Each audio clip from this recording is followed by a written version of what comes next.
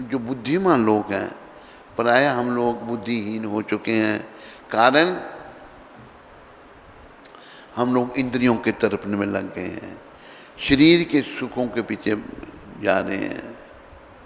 लेकिन जो बुद्धिमान हैं, श्री भगवान का स्मरण करते हुए कर्म की बंधी हुई ग्रंथि को, एक कर्म हम प्राय सब कर्म ही हैं, उससे गांठ लग गई है।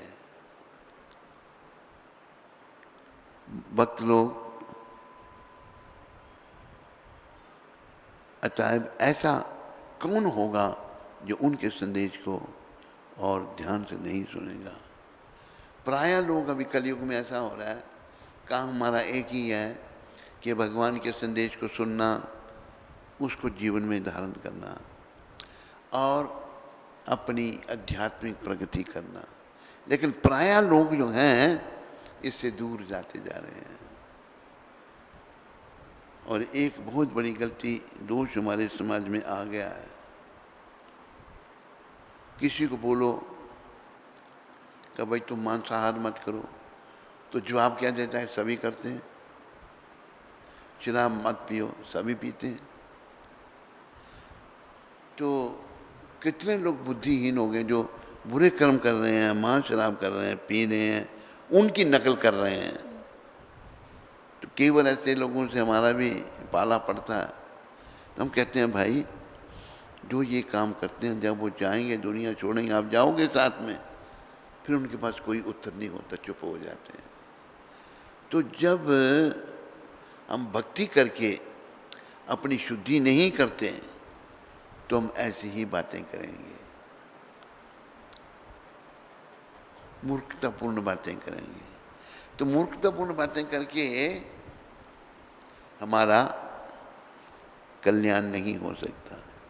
हम अगर बुद्धिमता की बातें करेंगे, और बुद्धि कहाँ से आएगी, जैसे इसी श्लोक में कहा है ना, जो बुद्धिमान लोग हैं हाथ में तलवार लेकर, बुद्धिमान मनुष्य श्री भगवान का स्मरण करते हुए, भगवान का स्मरण, कर्म की बंधी हुई ग्रंथि, जो कर्म से, हम कर्मों से अपने आप को बांध रहे हैं, ग्रंथि बंध गई है, गांठ लग गई है, उसको खोलना बड़ा कठिन है। उसको काट देते हैं बुद्धिमान लोग जो हैं। ऐसा कौन होगा जो लोग नहीं भगवान के संदेश की ओर ध्यान देते, वो बड़े बेचारे भाग्यहीन हैं। वो भाग्यहीन हैं और उनका भविष्य पतन में है। देखो कलयुग में लोगों में इतने दोष आ चुके हैं। मान लो किसी ने ज्ञान अर्जित कर लिया, उसको उसी का अभिमान हो गया, मैं बड़ा ज्ञानी हूँ। और हमारे आचार्य श्रील नरोत्तम ठाकुर कहते हैं, अहंकारे मत होइया। जो अहंकारी जीव है वो पागल है। तो अहंकार एकदम आ जाता है। बड़े बड़े कथावाचक, बड़ा ज्ञान भी उनको, अभी जैसे कि भारत में ज्ञानी थे डोंगरी जी महाराज, बड़ा ज्ञान था, भागवत की कथा में लाखों लोग आते थे। लेकिन वो कहते हैं भगवान निराकार है। जो हमारा हम वैष्णव, भगवान निराकार भी है पर वो साकार है। लोग कहते हैं भगवान का कोई स्वरूप नहीं। अगर भगवान सर्वशक्तिमान है तो उसका स्वरूप क्यों नहीं? उसका स्वरूप प्रभुपाद समझाते हैं हमारे और आपके स्वरूप की तरह नहीं है। भगवान का स्वरूप ब्रह्मा जी ने बताया है, सच्चित आनंद। सत्य मतलब कभी नाश नहीं, चित्त ज्ञान से परिपूर्ण और आनंद में, सच्चित आनंद विग्रह रूप भगवान का। ये ना सत्य है, ना इसमें ज्ञान है, ना ही आनंद में है, पर भगवान का रूप ऐसा नहीं है। तो गुरु महाराज समझाते हैं कि जब भी स्वरूप की बात आती है तो ये मार्ग, ज्ञान मार्गी जो लोग हैं उनको मायावादी कहते हैं। क्यों? जब स्वरूप की बात आती है तो भाई हमारा स्वरूप तो बेकार है, भगवान का स्वरूप ही नहीं। ये अरे भगवान अगर सर्वशक्तिमान है तो उनका स्वरूप क्यों नहीं? उनका स्वरूप तेरे और मेरी तरह नहीं है, सत्य है, ज्ञान से परिपूर्ण है और आनंद में है। ये सत्य नहीं है, ना ही ज्ञान है, ना ही आनंद में है। तो ये प्रभुपाद एक अवतारी पुरुष हैं जिन्होंने लोगों का ये भ्रम दूर किया, नहीं तो पूरे भारत में ये बात फैल चुकी है भगवान निराकार है। बाकी लोग जैसे मोहम्मद के अनुयायी वो तो मानते हैं भगवान का आकार नहीं है, भगवान को मानते हैं, और ईसाई भी ऐसा ही मानते हैं। लेकिन यहाँ मानना चाहिए जिनके पास वेद शास्त्र पुराण हैं उनमें भी ऐसे। तो ये कहाँ से शुरू हुआ, ये भी क्यों ऐसा हुआ प्रभुपाद समझा रहे हैं। कलयुग अभी 5000 साल पहले शुरू हुआ। शुरुआत में ही लोग पशुओं को मार मार कर खाने लगे। पशु जो हैं वो भी जीवात्मा हैं, उनको पशु योनि में जाना पड़ा कर्मों के अनुसार, पर हमें कोई अधिकार नहीं है उनको मार कर खाने का। हमें अधिकार नहीं है।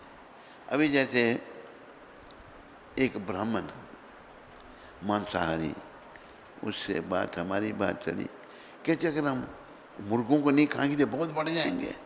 वो तूने ठेका ले रखा उनके बढ़ने या घटने का, भगवान देखेंगे जिन्होंने उनको जन्म दिया है। ऐसे मूर्खता की बातें लोग करते हैं कि बेसमझी की बातें। तो किसी भी जीव को नहीं मारना चाहिए। भगवान बुद्ध प्रकट हुए, कलयुग के लोग जीवों को वेदों के नाम से मार मार कर खाने लगे। जब वेदों के नाम से मार मार कर खाने लगे तो भगवान बुद्ध प्रकट हुए। बुद्ध अवतार हैं। लोगों को कहा 10 अवतारों में एक बुद्ध अवतार है। लोगों को कहा कि पशुओं को मत मारो।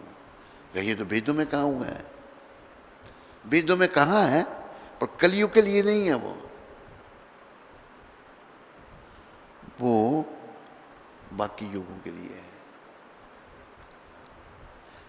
तो अभी उन मूर्खों को तो भगवान को कहना पड़ा, बुद्ध भगवान को, तो वेदों में मत मानो। वेदों को नहीं मानना,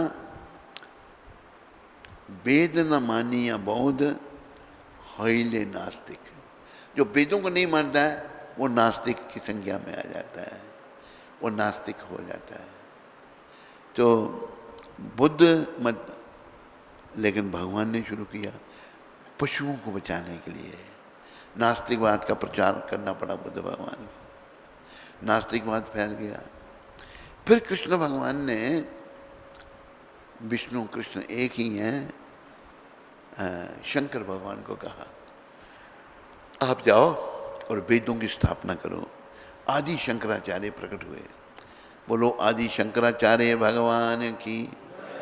जब आदि शंकराचार्य प्रकट हुए तो उन्होंने क्या किया, चारों पूर्व पश्चिम उत्तर दक्षिण चारों में मठ स्थापित कर दिए, शंकराचार्य मठ। वेदों की स्थापना कर दी उन्होंने। वेदों की तो स्थापना कर दी, लेकिन लोग नास्तिक रहे। वो मतलब ये भगवान का शरीर है, ये पहले तो लोग बिल्कुल मानते ही नहीं थे। अभी बुद्ध मत का प्रचार ये था कि कोई भगवान नहीं है, भगवान मत, तुम वेदों को मत मानो। ये नहीं, कोई भगवान नहीं, ये नहीं कहा। वेदों को नहीं माना, भगवान नहीं है। वेदों में बताया भगवान के बारे में। लोग जब नास्तिक हुए, फिर विष्णु भगवान ने, वही कृष्ण वही विष्णु, उन्होंने कहा शंकर भगवान को आप जाओ और वेदों की स्थापना करो। आदि शंकराचार्य दक्षिण में प्रकट हुए। उन्हें छोटी अवस्था में ही चारों दिशाओं में मठ स्थापित कर दिए। लोगों की आस्था वेदों में ले आए वो, और बुद्ध मत को भारत से खदेड़ निकाला। और बुद्ध मत जब यहाँ से गया वो चाइना, कई देश अभी बुद्ध मत को मानते हैं, वो यहीं भारत से ही गया, ये देश पहले भी थे। तो बुद्ध मत वो भी नास्तिकवाद। फिर जब शंकर भगवान आए उन्होंने वेदों की स्थापना की, लेकिन भगवान का वो रूप जो है उसके बारे में नहीं बता सके। बोलो भगवान निराकार है, मजबूरन उनको करना पड़ा। फिर जो है स्वयं भगवान प्रकट हुए, चैतन्य महाप्रभु। उन्होंने इन बातों का खंडन किया और उन्होंने मूर्ति पूजा स्थापित की। लोगों को बोला भगवान का विग्रह है, मूर्ति रूप में उनको पूजना चाहिए। ये महाप्रभु ने, भगवान श्री कृष्ण ने कहा है, श्री कृष्ण चैतन्य राधा कृष्ण न ही अन्य। श्री कृष्ण चैतन्य जो है वो राधा कृष्ण से अलग नहीं है, वो राधा कृष्ण के ही स्वरूप है, कृष्ण राधा भाव में। तो ये हरे कृष्ण आंदोलन चैतन्य महाप्रभु का है और इन्होंने इसका प्रचार प्रसार भारत में शुरू किया, पहले बंगाल से। तो कुछ भारत में हुआ, लेकिन फिर लोग भूल गए। फिर बड़ी कृपा करके प्रभुपाद जी को भेजा और प्रभुपाद जी ने सारी दुनिया में इसकी स्थापना कर दी। और देखो भगवत गीता में भगवान ने ज्ञान योग करता भगवान के साथ जोड़ने वाला, ज्ञान योग, ध्यान योग, राय योग, हठ योग, संख्य योग, ये भगवान ने। लेकिन आखिर में क्या कहा, 18वें अध्याय में भगवान कहते हैं, भक्त्या माम अभी जानाति। अगर मुझे जानना है तो केवल भक्ति, भक्ति सेवा। और देखो भक्ति माता के 2 पुत्र हैं, ज्ञान और वैराग्य।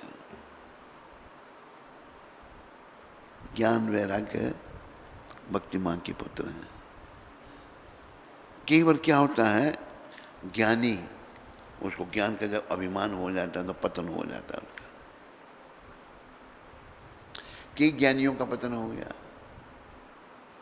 हमारे गौड़ीय संप्रदाय में जो गौड़िया, हम तो प्रभुपाद जी ने इस्कान बाद में बनाया, हम भी गौड़िया ही हैं।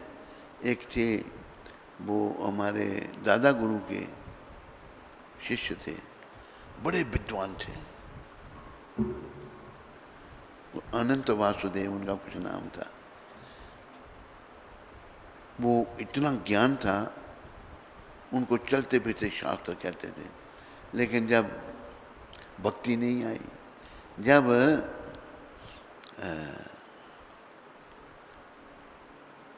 भक्ति सिद्धांत महाराज धाम को चले गए, अनंत वासुदेव और तीर्थ महाराज ये लड़ने लगे। कहते मैं गुरु बनूंगा, कहते मैं गुरु। ये पहले गुरु बनेगा, गुरु तो भगवान कृष्ण हैं, हम उनके प्रतिनिधि बन सकते हैं।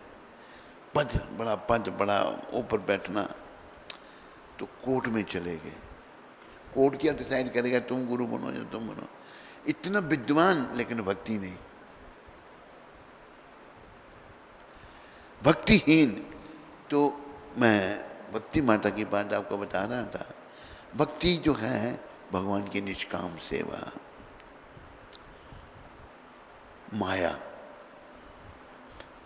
माया स्त्री है और भक्ति भी स्त्री है। लेकिन जो भक्त है, स्त्री को आकर्षित नहीं करती। स्त्री जो है वो पुरुष को आकर्षित करती है। ज्ञान और वैराग्य ये दोनों पुरुष हैं, भक्ति माता के ही पुत्र हैं। लेकिन जो के ज्ञानी वो माया से आकर्षित हो जाते हैं, क्योंकि भक्त नहीं है। ये प्रभुपाद ने समझाया है। वैराग्य वो भी पुरुष हैं, पुत्र हैं भक्ति के। तो बड़ा ज्ञानी बनने की ज़रूरत नहीं है कि ज्ञानी बन जाते तो उनको अहंकार हो जाता है। वो ज्ञानी जो है भक्तों का खंडन करते हैं, आलोचना करते हैं, उनको उल्टा सीधा बताते हैं और वैसे पतन हो जाता है उनका। ज्ञानी जब अभिमान आया तो माया आके पकड़ लेती है। भक्ति होगी तो भक्ति स्त्री है, जो कोई भक्ति करेगा उसको माया आकर्षित नहीं कर सकती। तो एक बड़े यही विचारने की बात है कि हमें भगवान का भक्त बनना है, चाहे पुरुष है चाहे स्त्री है। बड़े बड़े ज्ञानियों को भगवान नहीं मिले, लेकिन अभी एक और बहुत बड़ा उदाहरण, शबरी, जिस वन में, दंडक वन में शबरी रहती थी, वो बड़े बड़े विद्वान ब्राह्मण थे, लेकिन वो भक्त नहीं थे। तो शबरी घर से भाग के आई हुई थी। वो जो विद्वान हैं शबरी का तिरस्कार कर दिया था। लेकिन उसी वन में, दंडक वन में एक ऋषि रहते थे, मतंग ऋषि। वो भक्त थे, हैं वो भी बड़े उच्च कोटि के ब्राह्मण। तो शबरी को जब किसी ने अपनाया नहीं, कहते तू शूद्रों की कन्या है, हम तुम्हें दीक्षा नहीं देते हैं, तो बेचारी क्या करे, वो भी घर वापस जा नहीं सकती थी। तो वो लकड़ियाँ इकट्ठी करके ऋषि मुनियों के आश्रम के आगे रख दे। यही भक्ति करते हैं ज्ञान मार्गी, तो मेरा भी कल्याण होगा। तो मतंग ऋषि के आश्रम के आगे रोज रखती थी। सुबह जब मतंग ऋषि उठते, देखते लकड़ियाँ पड़ी हैं, पूछते थे ये कौन चोर है जो चोरी चला, सेवा चुरा रहा है। रोज रात को आता है, सेवा चुराता है। तो भक्त अपने शिष्यों को कहा, रात को पहरा दिया जब, तो उन्होंने शबरी को देखा रखते हुए, उन्होंने बोला पकड़ लिया, कह मैं फिर नहीं आऊँगी। कहते नहीं चिंता मत करो, हमारे गुरुजी तुम्हें मिलना चाहते हैं। समझ गए कि बातों में मिठास है। मतंग ऋषि आए, कहते बेटी कौन है तुम, सारी बात बताइए। कहते तू शूद्र नहीं है, तेरे पर 1 करोड़ ब्राह्मण बारी किए जाएं तो वो भी कम है। सारी बात बताई। कहते मेरी कुटिया में तुम रहे। सदगुरु मिल गए, उसको राम नाम की दीक्षा दी और वो भाव से नाम जपते रही। और मतंग ऋषि ने कहा जब राम आएंगे, प्रकट होंगे, तेरे पास राम आएंगे। गुरु ने आशीर्वाद दिया। वो हुआ जब दंडक वन में राम भगवान आए वनवास के समय, पूछते शबरी कहाँ रहती है, तो गुरु का आशीर्वाद मिला, भगवान के दर्शन हुए। जात पात भी कोई नहीं और इतनी महान। और फिर भगवान कहते हैं उसको कि मुझे कुछ खाने के लिए दो। वो बेचारी बेर चखती है, अगर तो हो मीठा तो दे देती है भगवान को, अगर वो खट्टा तो फेंक देती है। भगवान ने मीठे फल शबरी के खाए, बहुविधि स्वाद बताई, सबसे ऊंची प्रेम से गाई। सबसे ऊंचे भगवान से प्रेम करना है। प्रेम हम सबके अंदर है, लेकिन वो बट गया है। प्रेम किसी का स्त्री से है, किसी का स्त्री का पति से है, बच्चों से है, खाने से है, सोने से है, व्यभिचार से है। हमें प्रेम भगवान से करना है। तो ज्ञान जो है, कोई खाली ज्ञानी बन गया भक्त नहीं है, भगवान नहीं मिल सकते। ज्ञानी में अब कलयुग है, अभिमान आ जाएगा, ज्ञानी अभिमानी। जब अभिमान आ गया तो वो फिर भक्तों का तिरस्कार करता है। भक्त जो है उसमें विनम्रता आएगी। भक्त जो है वही भगवान को प्रिय है। यही भगवान ने कहा कि मैं भक्तों के द्वारा जाना जा सकता हूँ। बोलो भक्ति माता की, बोलो भक्त और भगवान की,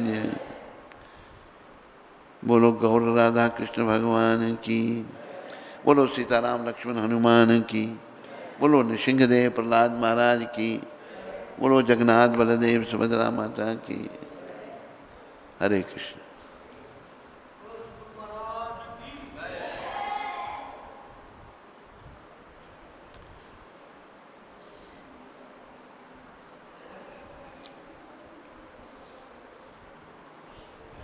आज 22 तारीख, ये शब्द प्रभुपाद जी ने लंदन में कहे थे। धनी व्यक्ति के पुत्र के पास करने के लिए कुछ नहीं होता तो उसका दिमाग शैतान का घर बन जाता है। बड़ा अमीर आदमी है, कुछ काम काज कुछ आए नहीं, उसका पुत्र, तो खाली दिमाग जो है ना, ये भूत का कारखाना बन जाता है।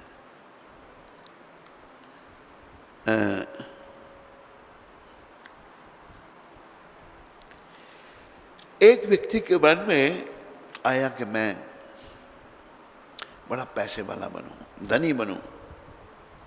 धनी दो तरीके से आदमी बन सकता है, काम करके, मेहनत करके, या फिर चोरी करके। और एक और भी तरीका है, वो है सिद्धियां करके। कई लोग भूत सिद्धि कर लेते हैं। तो एक व्यक्ति था, उसने कहा था मैं भूत सिद्धि करूंगा। एक संत ने समझाया ये मत कर, ये बड़ी परेशानी होगी तेरे को। नहीं सुना उसने, कर ली। तो भूत उसके सामने आ गया। भूत कहता काम बताओ मेरे को। उसने बोला कि मेरी एक शर्त है, कि अगर तू मुझे काम नहीं बताएगा तो मैं तुम्हें खा जाऊंगा, मार दूंगा। वो सोचने लगा मूर्ख, बुद्धिमान भक्त तो था नहीं कि मैं दुनिया भर के काम बताऊंगा इसको। उसने भूत को बोला जाओ बैंक से इतना पैसा लेके आओ। भूत जितना बोला था 10 लाख ला के रख, ढेर लगा दिया। वो कहे बाद में, वो कर पहले दे, जो काम बताए मिनट में वो कर दे, सेकंड में। भूत की माया। एक बार कहा उसने कि जितने भी यहाँ वृक्ष हैं सबके पत्तों पर मट्टी जमी हुई है, सबको साफ करो। उसने असंख्य भूतों को लगा दिया, सब मट्टी साफ कर रही है, साफ हो गई। काम नहीं रहा, घबराया। जिन महात्मा ने उसको मना किया था उनके पास जाए, कहते महाराज अभी मुझे समझ आ रही है। प्राय हमको अच्छी बातों की समझ बाद में आती है। अभी मैं जो हूँ परेशान हूँ, मेरी रक्षा करो। तो कहते मूर्ख तरह को समझाया। अच्छा, उन्हें बता दिया क्या करना है, युक्ति बता दी। भूत को कुछ काम पे भेजा उसने और फिर भूत आ गया, काम बताओ। उसने बोला जंगल में जाओ और एक बांस लाओ जिसमें 108 गांठ होनी चाहिए। 108 वाला बांस लाओ जंगल से। भूत गया, सारा जंगल ढूंढ लिया उसने बांस, 108 गांठ वाला ले आया। बोला इसको जमीन में गाड़ो। जमीन में गाड़ दिया और इसको साफ सुथरा करो। साफ कर दिया उसको कि अभी इसके ऊपर चढ़ो। वो तो ऊपर चढ़ गया, कहीं नीचे उतरो, ऊपर चढ़ो, नीचे उतरो। तो क्या ये रहस्य है इस कथा के पीछे? ये भूत हमारा मन है जो भटक रहा है, और इस मन को जो है कैसे क्या करना है? 108 मन की माला, हरे कृष्ण कृष्ण कृष्ण हरे हरे, राम राम। माला फेरनी है, 108 मन की वाली माला फेरनी है। और जो काम हो, माला जो काम करो, फिर माला फेरते रहो, हर समय नाम जपो। तो ये भूत हमारा मन ही हमें परेशान करता है। हम सब इसके अधीन हैं और ये तुला है हमको नरक में ले जाने के लिए। लेकिन प्रभुपाद कृपा से हमने इस भूत मन की शरण को त्याग करके प्रभुपाद कृपा से कृष्ण की शरण में आना है और जैसे प्रभुपाद बता रहे हैं वैसे करना है।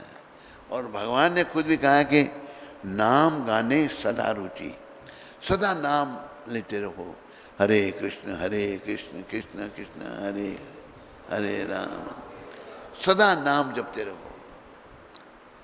नाम गाने सदा रुचि, कीर्तनीय सदा हरि। भगवान कहते हैं सदा जब नाम जपते रहेंगे, सदा कीर्तन करेंगे, तो ये मन रूपी भूत हमको तंग नहीं करेगा। तो बड़े अमीर बच्चों की बात बता रहे हैं प्रभुपाद, तो उसका दिमाग शैतान का घर बन जाता है। काम काज कुछ है नहीं, ऐसे बैठा है, तो घर उसका शैतान का घर बन जाता है और अधोपतन को प्राप्त हो जाता है। बोलो पतित पावन शिला प्रभुपाद की। हरे कृष्ण कृष्ण कृष्ण हरे हरे, हरे राम राम राम हरे हरे। बोलो जगत गुरु शिला प्रभुपाद की जय।